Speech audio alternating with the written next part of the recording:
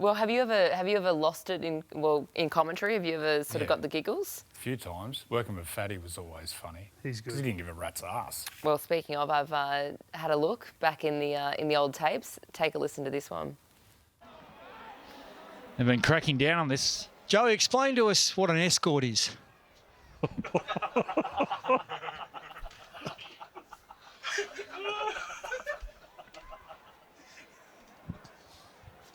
Technical problem here with my microphone.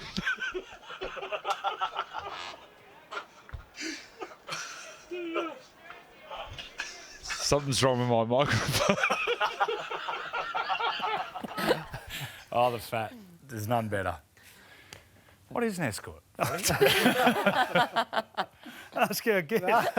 He's on the field. No. What's your position? Yeah. What position with an escort? No, it's when you're running someone off the ball. Oh, okay. Yeah. Yes. Yeah. What did you think of it when that rule came in and the description of it? What went through your mind? Did everyone? Where'd they come up with that for? Who came up with it? That's what I want to know. But there's nothing better than when you cannot regather and you're in the giggles that much and you cannot regather yourself. I had a good one when I broke wind and Joey was at the board and Lockie broke into the giggles. Like he couldn't hold himself. That was very good. That was so bad. That was very good. Was you on the vegan diet then? I think so. Oh, it was like that Batman, that purple haze that Had come much out. punch in it. So, welcome to to Freddy in the show. 8th, Ruben. Let's dive into your year and your season. Obviously, a disappointing end for the Seagulls, not making finals footy. What's the year been like for you guys? Yeah, well, obviously it's always tough when you're not there in the finals. Obviously, there's a few results have to go away this weekend, but it's very unlikely. But yeah, it's been tough. Honestly, there's a couple of games there which we'd love to have back, and yeah, but it's all pointing towards next year now. So yeah. I feel like Manly flies under the radar a lot. Like in the old days, Manly was, they were sort of the silver tails and everyone hated them for a different reason. But this year, I think you've come under the microscope more than ever. Your coach has come under the microscope. DCE's come under the microscope. I mean, Tommy's come under the microscope with his injuries and the club and their contracts. How's that been at Manly this year?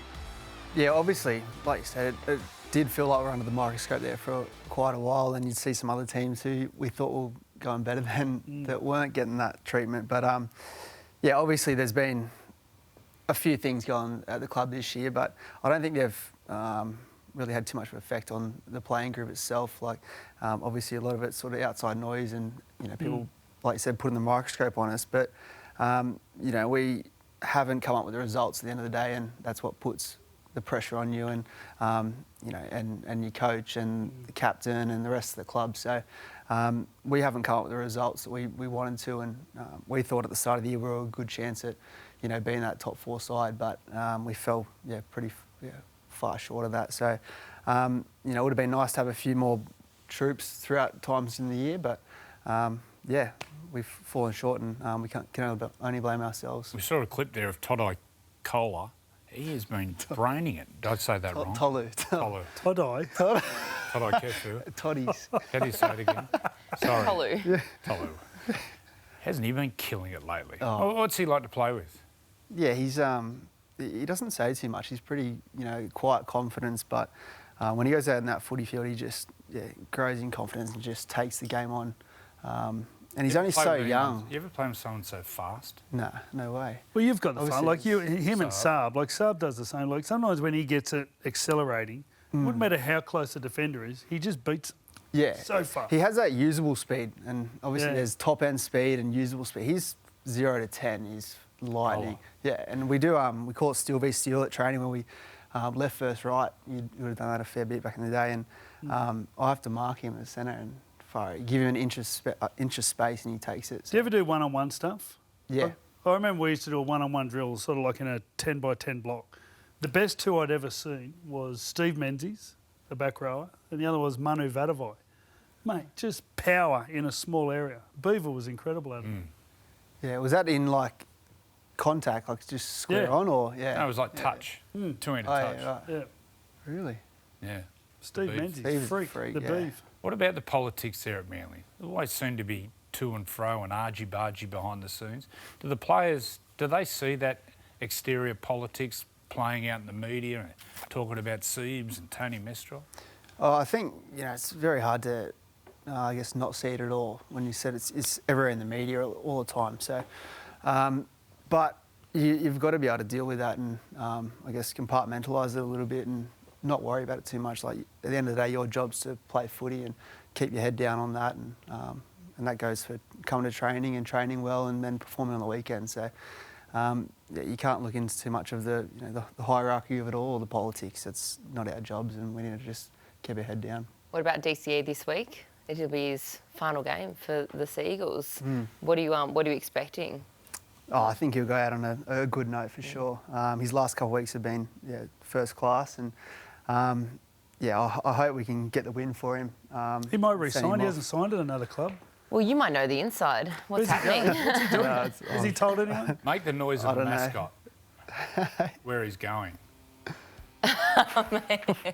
Make the noise in a mascot. Oh, gotcha. Yeah, no, I don't noise know where he's playing. going. But, look, I hope that everyone shows up for him this weekend, and I'm sure we'll get a massive crowd down. Mate, your crowds are unreal. Yeah. All They're season good. they've been really good, even when we've been performing pretty poorly. So, the community there at the Northern Beaches are first class. You got a young local coming into the halves. He's off the bench, Joey Walsh. Yep. I watched him come through. He played a lot with my son. He's a gun. A tough Yeah. kid. Yep. What can you tell us about him?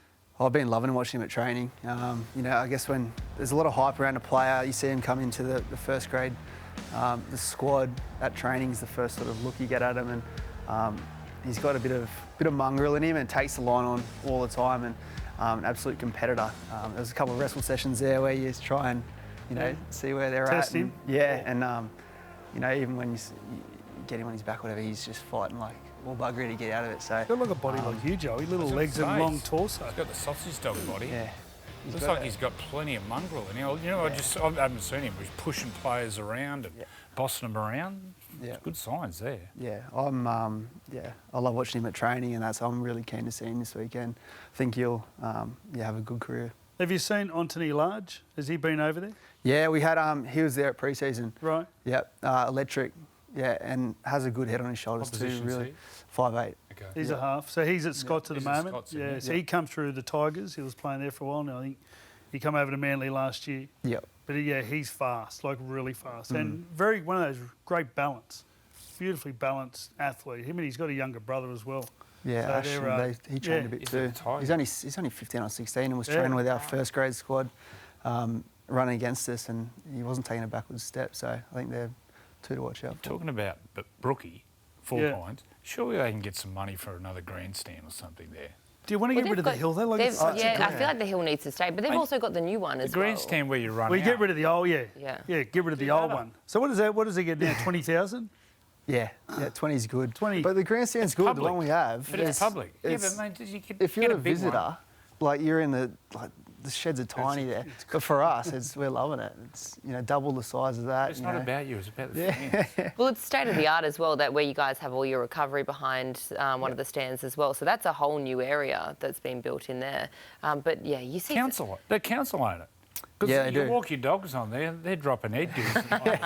So the story is right. The grandstand in the corner is, I think Beaver or one of them, but Jane Try. So the Jane Try family gave it to the council like in early 1900s.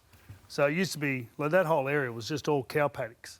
And what they did, they said, was part of the constitution now is that it's always got to be public. So that's why you get the Edgars. Is there a stadium they that you closed it hate now, playing though. at?